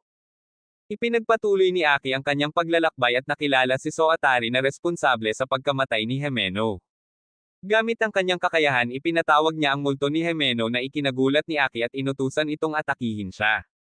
Nagagawa ni Aki na iwasan at kontrahin ang bawat pag-atake ng multo gamit ang kakayahan ng Diablo sa hinaharap sa kanyang kanang mata gayunpaman dinaig ng multo si Aki at nagawang mahuli at inutusan ito ni Soatari na sukal si Aki hanggang sa mamatay. Habang nawala ng malay si Aki na panaginipan niya si Himeno at sa unang pagkakataon na inalok siya nito ng sigarilyo na para kay Aki ay isang mahalagang mas simpleng oras na sana ay mas pinahahalagahan niya. Nagising siya sa sahig nang hindi nakapulupot ang kamay ng multo sa kanyang leeg at nang tumingin siya sa harapan nakita niya ang multo na ipinapasa ang kanyang kamay kay Aki. Binuksan niya ito at nasa kamay niya ang isang sigarilyo na may nakasulat na Easy Revenge na nagpapaalala sa kanya kay Himeno. Naalala ni Aki ang sinabi sa kanya ni Himeno na walang mga mata ang kanyang multo at nakikita lamang sa pamamagitan ng takot kaya madaling lumampas si Aki sa multo at umakyat dito nang walang takot gaya ng lahat ng aswang ay nagpapaalala kay Aki ng babaeng mahal niya si Himeno. Nagulat si Soatari nang makita ito at gamit ang kanyang espada nilaslas ni Aki ang multo na siyang natitira kay Himeno. Bago magawa ni Soatari ang anumang bagay lumitaw si Kobini sa kanyang likuran may kutsilyo sa kanyang leeg at pinilit siyang sumuko. Nang makita si Kobini dito tinanong siya ni Aki kung bakit hindi siya huminto at sinabi sa kanya ni Kobini na ito ay dahil malapit na ang kanyang sahod. Samantala si Denji ay na-stuck sa isang elevator kasama si Power na kumakain ng kamay ng zombie na ikinaiinis sa kanya na nakakakita nito. Ang pinto ng elevator ay bumukas sa isang palapag na puno ng mga zombie at sa halip na iwasan ito ipinahayag ni Power ang kanyang sarili sa kanila na ipinahayag na ang kanilang mga pisngi ng zombie ay para sa kanya na pumalakpak. Samantala pasimpleng isinara ni Denji ang pinto ng elevator at patuloy na hinahanap ang Katana Devil sa ibang palapag. Sa ikalabintatlong palapag bumukas ang pinto at sinalubong si Denji ng kanyang target kasama ang dalawang lalaking may hawak na baril. Nakiusap sa kanya ang Katana Devil na makipag-usap at nang pumayag si Denji sinabi niya kay Denji na kung tama ang paglalaro niya sa kanyang baraha handang sumuko ang Katana Devil. Sinabi niya kay Denji na pagkatapos ng pagkamatay ng amo ng Yakuza sa kanyang kamay ang buong grupo ay nakaramdam ng pagkaligaw at gusto nilang maghiganti kay Denji. Sinabi ng Katana Devil kay Denji na habang sila ay mga zombie dapat ay nadama ni Denji ang pagkakasala sa pagpalakpak ng kanilang buhay dahil sila ay dating tao. Kaya't iminungkahi ng Katana Devil na kitilin ni Denji ang kanyang sariling buhay at pumunta sa isang yelong kalangitan upang makipagsapalaran kasama si Sub-Zero upang gawin itong patas para sa magkabilang panig. Pagkatapos ng ilang malalim na proseso ng pag-iisip sinabihan siya ni Denji na hindi at dapat niyang dilaan ang kanyang mga daliri sa paa. Sa pagtanggi ng kanyang alok nag-away ang Katana Devil at Denji sa labas ng gusali pagkatapos nilang itapon ang kanilang sarili sa gusali. Sinipa si Denji sa isang gusali sa ibaba ngunit wala itong epekto at ipinagpatuloy nila ang kanilang labanan ng mga blades. Dahil ang Katana Devil bilang kanilang aggressor si Denji ay umatras at nauwi sa pagsipa at dumapo sa ibabaw ng isang tren. Kinikilala ng Katana Devil na lumakas si Denji at tinanong siya kung bakit siya patuloy na lumalaban. Sinabi sa kanya ni Denji na gusto niyang protektahan ang magandang buhay na natanggap niya at gusto niyang talunin siya para purihin siya ni Makima at posibleng hayaan siyang dilaan ang kanyang mga daliri sa paa. Ipinagpatuloy nila ang laban at habang nagsasagupaan sila sinipa ng Katana Devil si Denji pababa sa tren. Habang nagpapatuloy sila sa laban isang sibilyan ang nasangkot na iniwang bukas si Denji para sa Katana Devil na maging shinobi at tadteren ang magkabilang braso nito. Sa pamamagitan nito nakita ng Katana Devil ang kanyang tagumpay at hiniling kay Denji na humingi ng tawad sa ginawa niya sa kanyang lolo. Ngunit ipinakita sa kanya ni Denji na hindi pa tapos ang labanan dahil mayroon pa siyang isang chainsaw sa kanyang ulo. Sa pag-aakalang siya ang mananalo nagsasalpukan pa sila ng mga blades at habang nagawang sirain ng Katana ang chainsaw ni Denji si Denji ay nagsimulang tumawa. Bago ito malaman ng Katana Devil nahati siya sa dalawa habang si Denji ay namamahala upang itago ang isang chainsaw sa kanyang binti na pumutol sa katawan ng Katana Devil na iniwan siya sa 2 piraso. Pagkatapos nagising ang Katana Devil na nakahantad at nakatali sa tren. Nagpakita si Denji at nagtanong sa kanya tungkol sa kanyang sarili na pagtanto na pareho silang pareho bilang isang demonyo na nagligtas sa kanilang dalawa. Tumangging sumagot ang Katana Devil sinabing ipapalakpak niya si Makima sa harap ni Denji. Kaya nagpa siya si Denji na sa halip maglaro ng isang maliit na paligsahan pagkatapos marinig ang kanyang sasabihin. Si Aki ay nagpakita at nagulat pabalik sa iba na ang Katana Devil ay nahuli ngunit bago sila dumating lahat si Denji ay nagmumungkahi na sila ay maglaro ng isang laro na sinisipa ang mga visual ng Katana Devil at matukoy kung sino ang mananalo sa pamamagitan ng kung sino ang makakapagpasigaw sa kanya ng mas malakas. Habang sinusubukan ni Aki na maging isang magaling na mangangaso ng demonyo sinabi ni Denji na ang taong ito ang taong nasa likod ng pagkamatay ni Himeno. Inilabas ni Aki ang sigarilyo na nagpapaalala sa kanya kay Himeno at pagkatapos ng ilang pag-iisip sumang-ayon siya sa paligsahan na nakakatakot sa Diablo ng Katana at sila ay nagsalitan sa paghampas ng kanyang gintong adobo hanggang sa isang pool. Sa bawat sipa at hampas nila sa mga visual ng kawawang lalaki inihandog ito ni Aki bilang regalo kay Himeno na nagbabantay sa kanya. Matapos ang kanilang panalo nagulat si Makima pabalik sa nakatataas at sinabi sa kanya na ang utak si Sawateri ay dating isang mangangaso ng demonyo na may kontrata sa Diablo ng baril at nagbenta siya ng mga baril sa Yakuza bilang kapalit.